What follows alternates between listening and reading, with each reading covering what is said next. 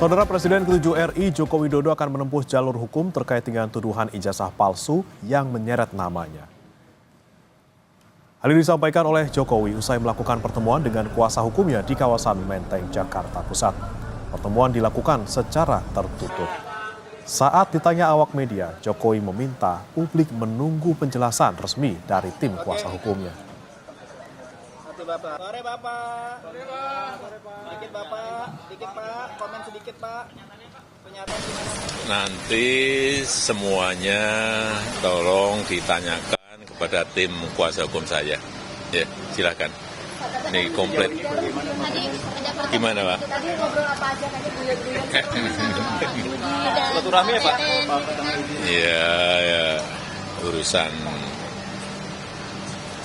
yang nanti akan, nanti tanyakan langsung aja ke tim kuasa hukum ya.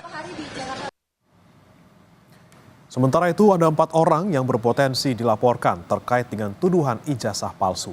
Pihak kuasa hukum Jokowi Yakub Hasibuan menyampaikan persiapan berupa berkas-berkas sudah dikumpulkan dan juga masuk tahap finalisasi serta segera dilakukan langkah hukum. Di mana bukti-bukti yang dikumpulkan saat ini, beberapa diantaranya mengarah pada dugaan tindak pidana. Komen sedikit Pak. Pernyataan gimana Pak?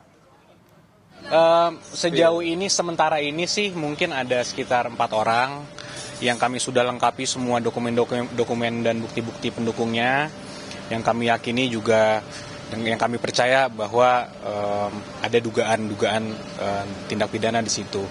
Namun itu kan hanya sementara ya, mungkin nanti ada perkembangan lanjutan.